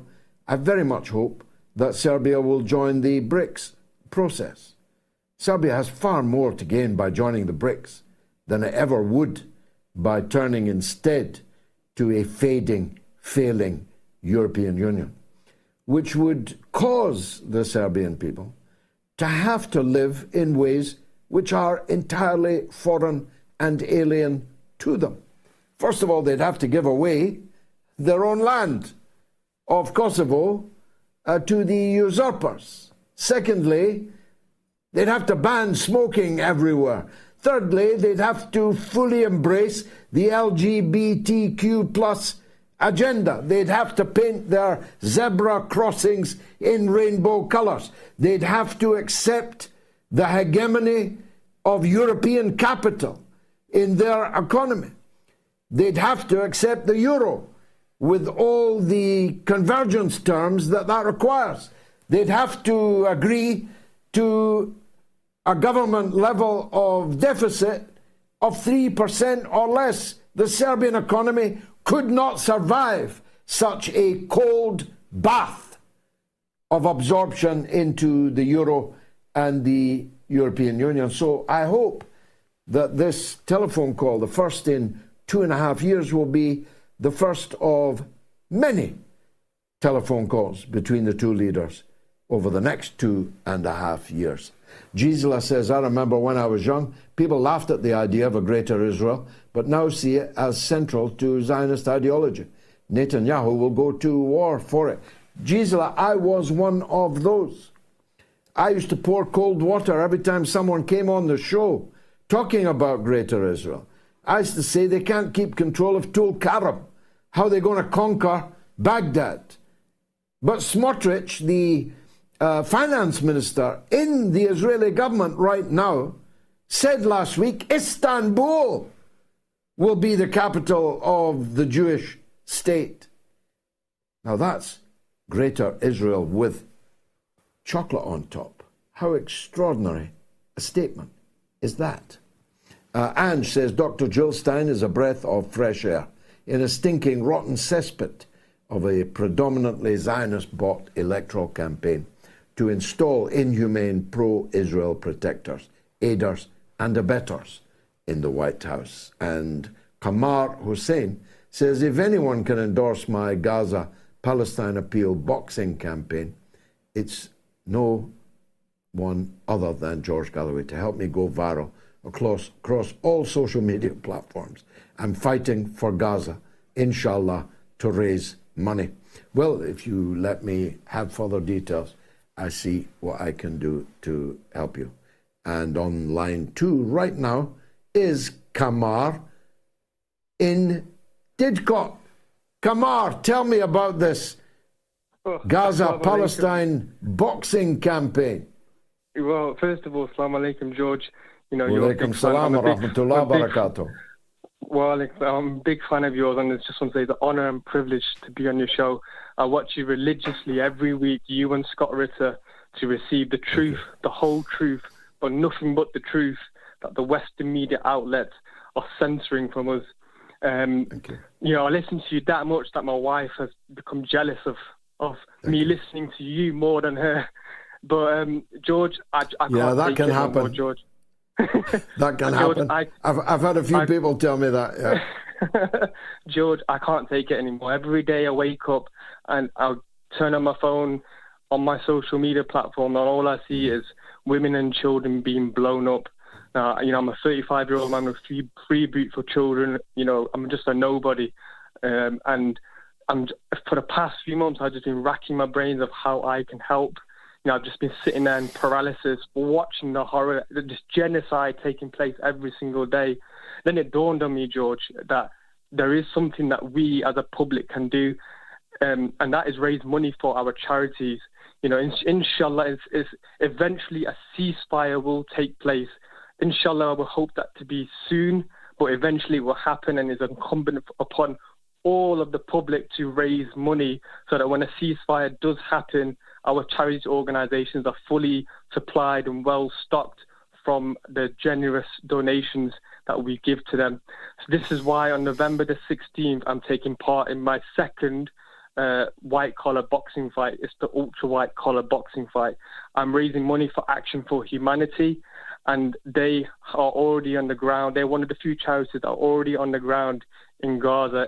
Back in March this year, they have built 2 camps in Rafah to support the, to help to house, I think, over 1,000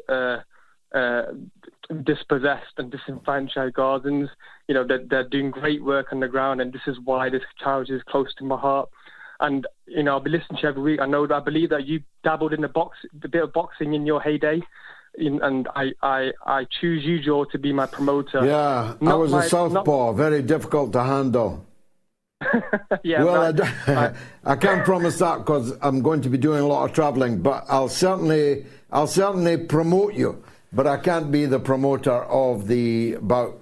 I don't know if you're a southpaw yourself, but for those who don't know what that is, it means that you lead with your right and you finish with your left. I've always thought that was quite an apt metaphor myself. Thank you, Kamar Hussein, whose Gaza Palestine Appeal boxing campaign is a white-collar boxing match coming up on the 16th of November. Kamar, make sure it's on my Twitter feed, and I promise I'll spread it far and wide. Well, let's take a short break and receive the most important visitor of the night, my good wife, Gayatri, with the social media roundup. I'll be right back. Stay tuned.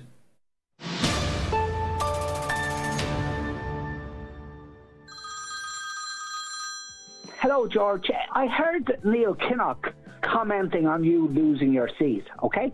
I was disgusted and amazed at what he said. He was like an ignorant football supporter. He actually punched his fist in the air, saying he was delighted that you were gone, that you were a horrible person. That's the first thing he said. When he was leader of the Labour Party, he was conniving morning, noon and night to kick you out of the party. Now, this is before Tony Blair, and you were in good standing with the Labour Party. Mr. Kinnock, that chap just totally disgusted me. So what I think the British have to do, and the Irish and everybody else, is they need a new conversation and stop drinking Coca-Cola and Pepsi. And I think all those people in British civil society, including Jeremy Corbyn, Diane Abbott, Ken Livingstone, and very many more, have to have a conversation about how to wean the British and everybody else away from these Coca-Cola and Pepsi parties. Nobody knows who Neil Kinnock is.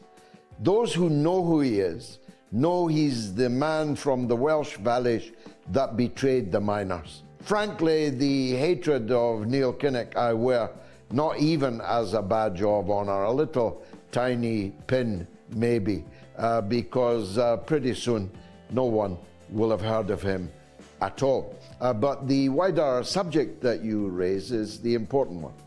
I don't know, Jeremy says he doesn't want to form a party. That's fine by me. I've got my own party. I'll be staying in it anyway. But what I would like him to do is to announce a new popular front, like the one that has just, I can tell you officially, won the French parliamentary elections.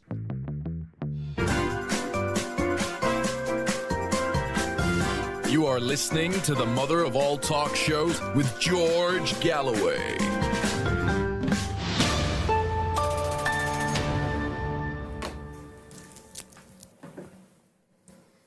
Now, on this day, 13 years ago, on this very day, in 2011, I first set eyes on sweet Gayatri. She was like a star sitting in my audience at a speech that I gave, and I simply couldn't take my eyes off her. And as soon as I came down from the platform, I invited her outside for a smoke. How romantic is that? We both smoked at that time. Within 60 minutes, within 1 hour, I proposed marriage to her. She laughed. She thought I was crazy. But 13 years, 3 children, and 1,000 adventures later, as Bob Monkhouse would put it, she's not laughing now. Gayatri, happy anniversary. Here we are. We've gone from Leiden to Kazan. It's a good place to celebrate our anniversary. How wonderful. Who would have thunk it? Yeah. Goodness I did tell you there'd never be a dull moment. He did say. I never said a truer word. Exactly. I mean, he took me on our honeymoon to Egypt. Where we, in the middle of a revolution. On the back of the Arab Spring, so go figure. And here we are in Kazan, in Russia, for the BRICS summit. And I always will remember that one of the reasons you really want to be here is so you could meet with your old friend Lula, the president of Brazil, because you... Once upon a time, you borrowed him $200, was it? And I lent him. You lent him $200. I can still feel those dollars. And you were hoping to get that back now, didn't you? But without interest. I don't believe in interest.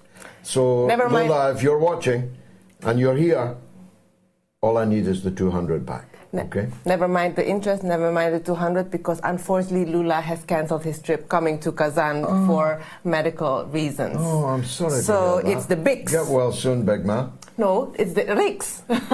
It's the BRICS. No, I'm sure Brazil will be represented. Brazil will be represented.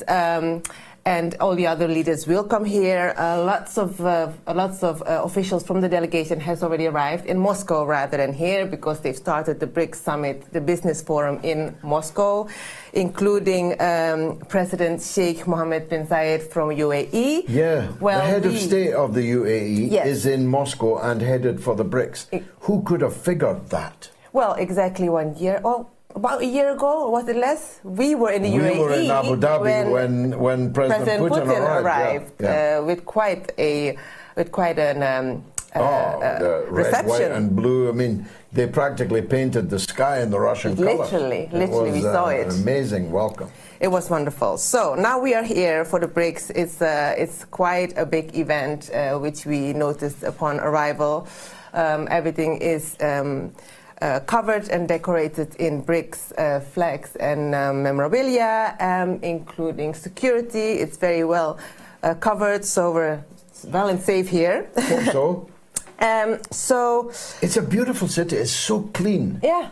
So wide, the boulevards, and so prosperous. So here we have the leaders of BRICS and their friends who want to join.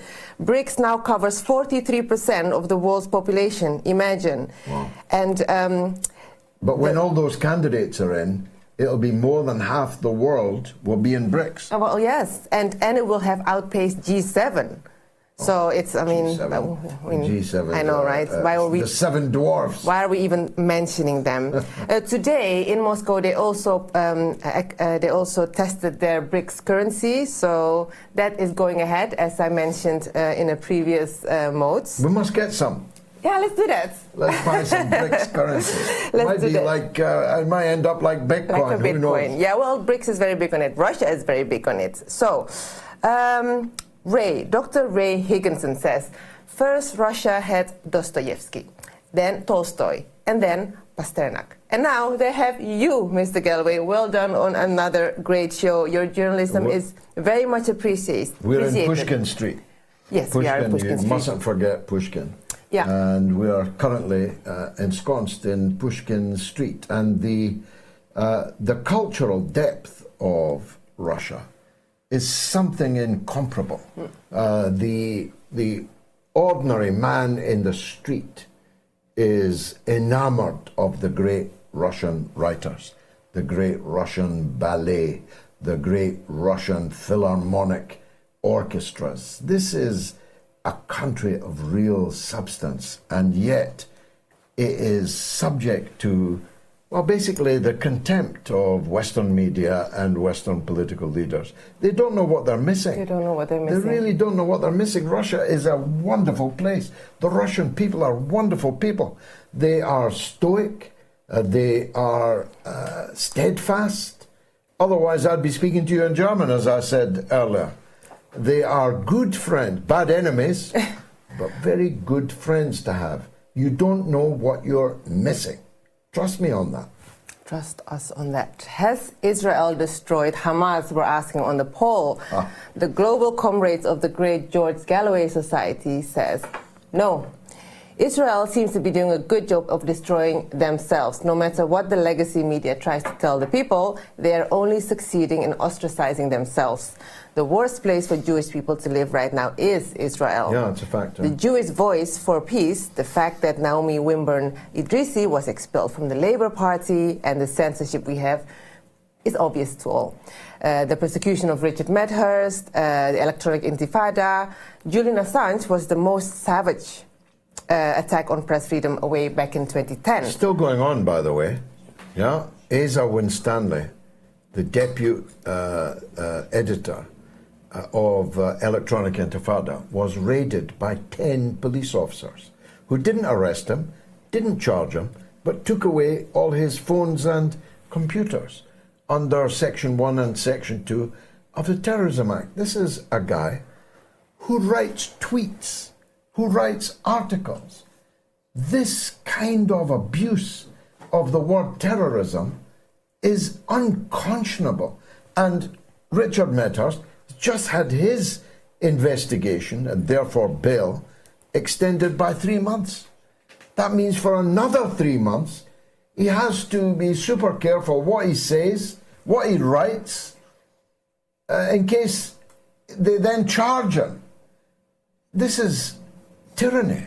It's tyranny, and the way they have cheapened anti-Semitism by calling everyone anti-Semitic, they have now cheapened terrorism. Yeah. Both are very grave and need to be taken seriously, but now how can we if everyone gets If everyone is an anti-Semite, and a if terrorist, everyone is a terrorist, even if they're only writing tweets, you are devaluing the entire concept of the word terrorism. Exactly.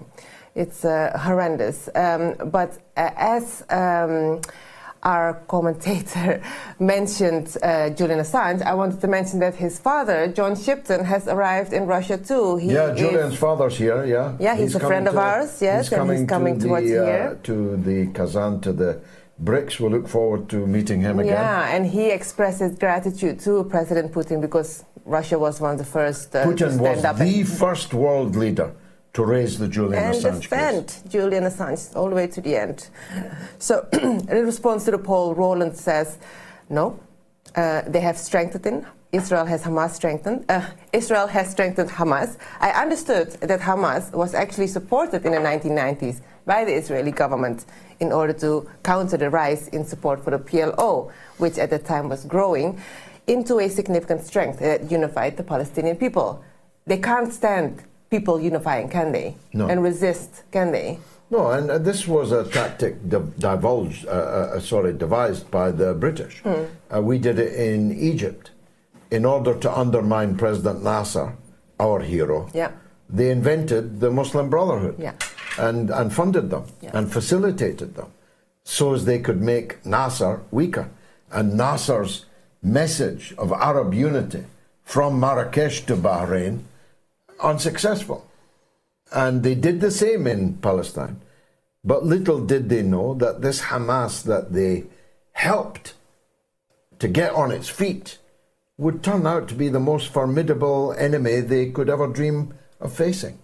Especially having done what they did this week by not just killing their leader, Sinwar. As Rob the musician says, Israel has just made the resistance stronger than ever by publishing the death of the hero Sinwar. It was a cheap media shoot that will cost the Zionists dearly. And I saw some early commentary from the resistance criticizing the publication of this photo. But as you said, it is like Che Guevara, the death shooting squad of Che Guevara like that. That picture is memorized forever. Exactly, because they laid out Che after they murdered him. And what did he look like? He looked like Christ. He looked like Jesus lying on that table. Incredible. And those images have never died. They've helped Che become a global brand.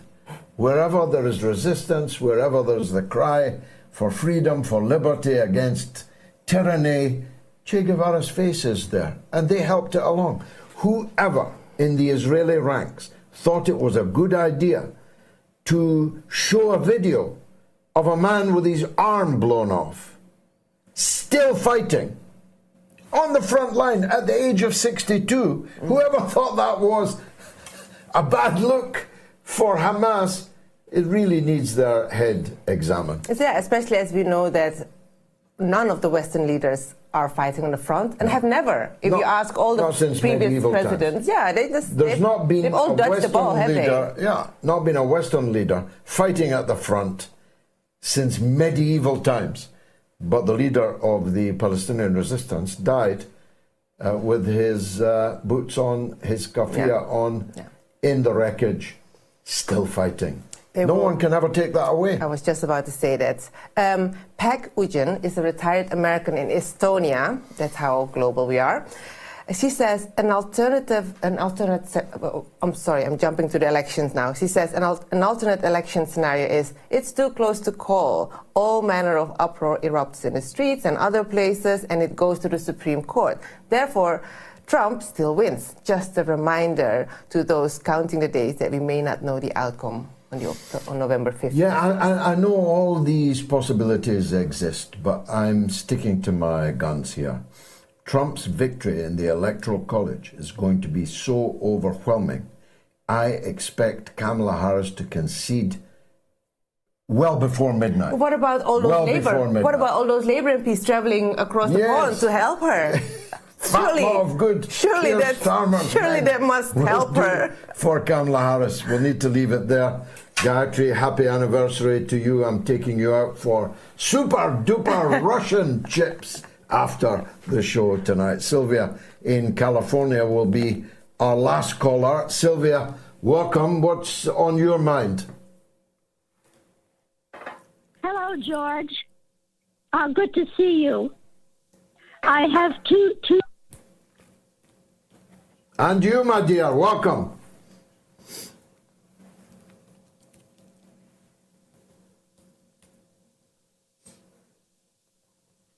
Sylvia in California has faded away, and I thought she sounded so nice. Some comments. Z.A. Lucas says China has lifted 1 billion people out of poverty. That's double the population of Africa. And Cam 35mm says you don't know Trump will sanction any who join BRICS, anyone who will not use the dollar as the reserve currency. Well, I know that he said so.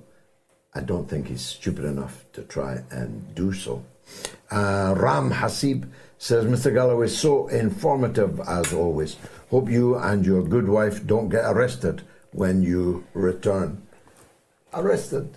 Moi? A British member of Parliament, over almost 40 years, arrested for attending a conference, also attended by the Crown Prince of Saudi Arabia? I doubt that. They're not that stupid. Abduli John says, Salam George, keep up the good work from the smiling coast of West Africa. Well, that's, alas, the end of the show. And it's been a virtually flawless, real performance by the very few people helping me here in my own hotel room in Kazan, in Tatarstan, in the Russian Federation. We will be back on Wednesday with a special BRICS report and some very interesting vox pops that we intend to take between now and then. It's been marvellous for me.